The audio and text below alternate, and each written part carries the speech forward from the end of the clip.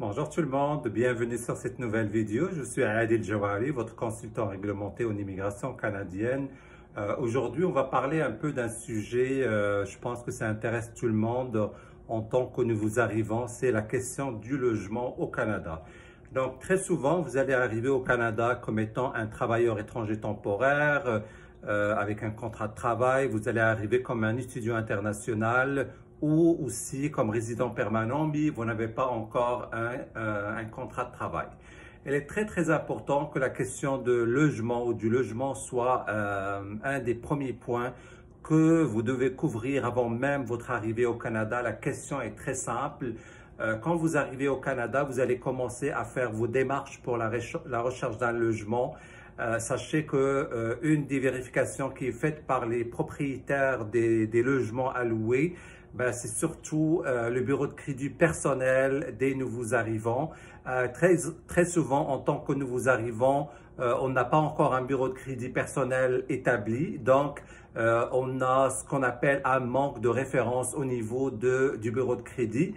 Et puis souvent, les nouveaux arrivants se font refuser l'accès dans un premier temps au logement, à moins d'avoir des fois un co-signataire avec eux, ou sinon, des fois, ils vont trouver des propriétaires qui vont leur exiger un dépôt qui correspond à 2-3 mois ou même des fois plus que ça de loyer. Donc, ils vont éventuellement vous demander de faire un dépôt pour accéder à votre logement.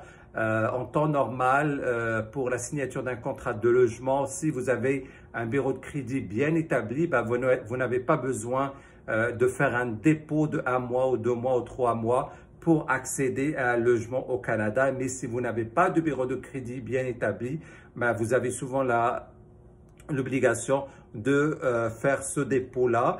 Et ou non, sinon des fois il y a certains propriétaires qui vont négocier aussi la présence d'un co-signataire avec le nouveau arrivant. Un co-signataire qui peut être un membre de la famille ou un ami qui est déjà installé au Canada et qui a déjà un bureau de crédit bien établi qui pourrait vous cautionner pour que vous puissiez signer votre contrat de bail ou de loyer. Donc, il est très important de prendre en considération que la question du logement au Canada doit être vraiment regardée avant même d'arriver au Canada. Vous devez aussi commencer à faire vos démarches éventuellement pour trouver un logement. Si vous avez des contacts au Canada, des gens qui sont des amis ou des anciennes collègues qui se sont établis avant vous au Canada, éventuellement, vous pouvez toujours avoir le support de ces gens-là pour vous aider à trouver le logement. N'attendez pas l'arrivée au Canada pour vraiment commencer à chercher du logement. Ça pourrait vous revenir un peu plus cher parce que si jamais vous n'êtes pas en mesure d'en trouver les premières semaines, vous allez être obligé d'aller dans un hôtel ou dans des appartements, des hôtels-appartements. Et dans ce cas-là, les loyers sont encore plus chers. Je pense que cette vidéo-là est autant très importante, surtout que en ce moment, on vit ce qu'on appelle une crise de logement au Canada et surtout au Québec notamment. Donc, il y a plusieurs nouveaux arrivants qui, par exemple, n'ont pas regardé cette question-là ou n'ont pas cherché avant d'arriver au Canada, qui se trouvent heurtés à ce qu'on appelle à la précarité en termes de logement. Puis là, ils peuvent loger n'importe où, n'importe comment. Donc, avec les gens qui font affaire avec notre cabinet d'immigration réglementée au Canada, c'est sûr et certain, on ne s'arrête pas au montage et à la présentation des dossiers d'immigration. On ne s'arrête pas à aller chercher le visa de résidence permanente ou le statut de résident permanent ou celui de travailleur étranger temporaire pour nos clients, mais on va aussi aller au-delà de cette question-là pour discuter des premiers jours, des premières semaines au Canada avec nos clients et de voir un peu c'est quoi les mesures qu'ils ont entreprises pour trouver du logement de leur propre chef.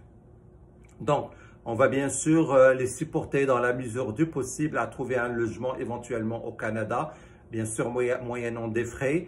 Puis éventuellement à leur expliquer un peu c'est quoi les procédures, c'est quoi les démarches à faire quand ils arrivent au Canada.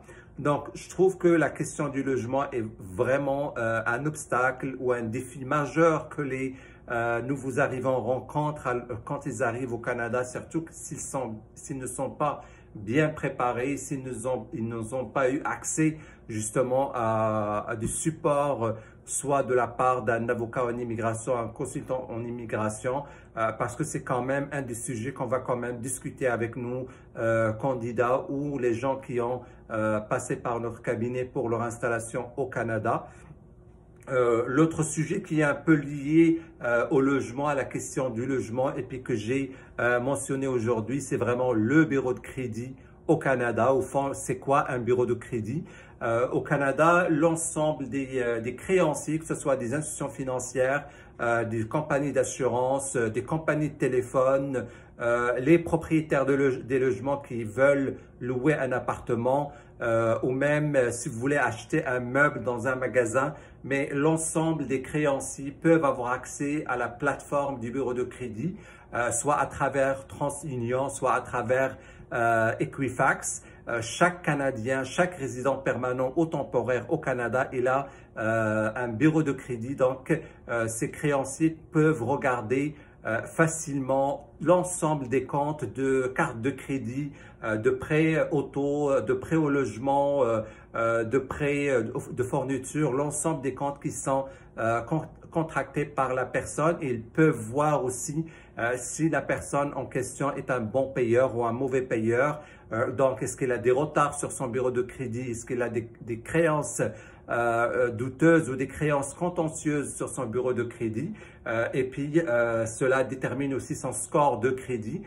Donc, chacun de nous au Canada, il a un score de crédit qui, indépendamment de la personne, peut aller admettons, de 600 points à 800 points et plus. 600 points étant le plus et moins, et 600 points et moins étant le moins bon. Donc, c'est un bureau de crédit qui est terrible.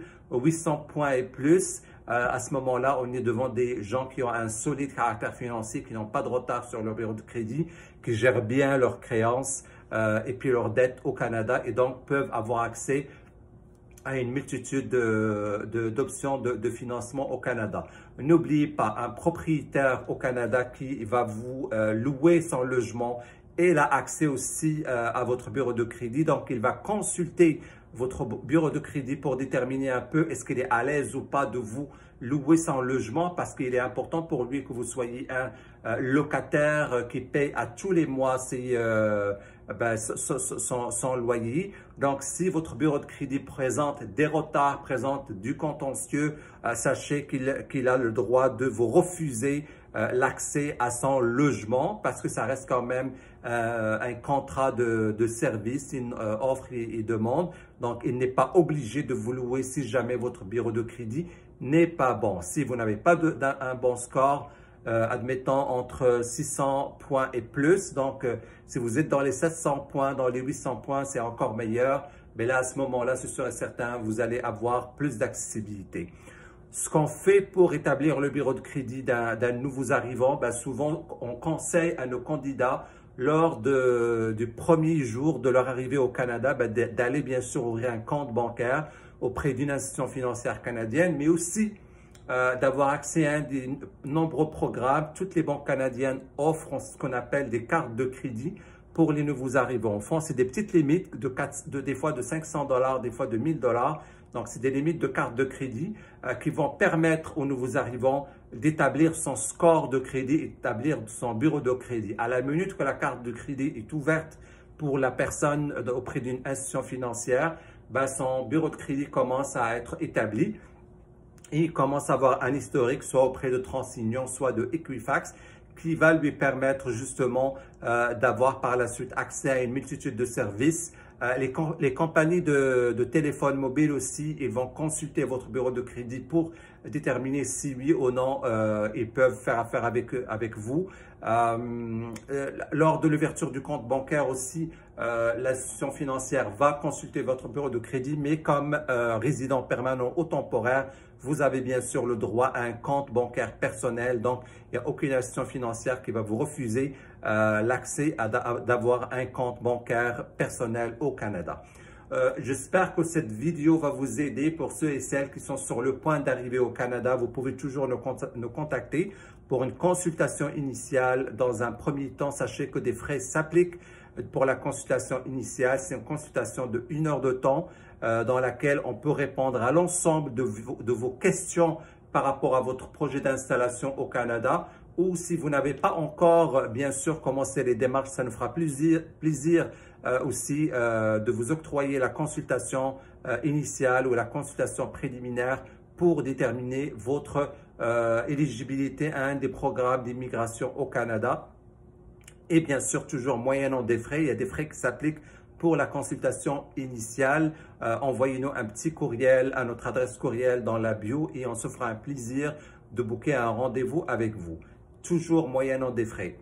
On n'oublie pas, je reçois encore des demandes d'aide, des demandes un peu spéciales qui me mentionnent que la personne voudrait qu'on l'aide dans son projet d'immigration au Canada, puis qu'il va travailler pendant les 2 premières années pour nous ou pour rembourser les honoraires de consultation ou les honoraires de représentation.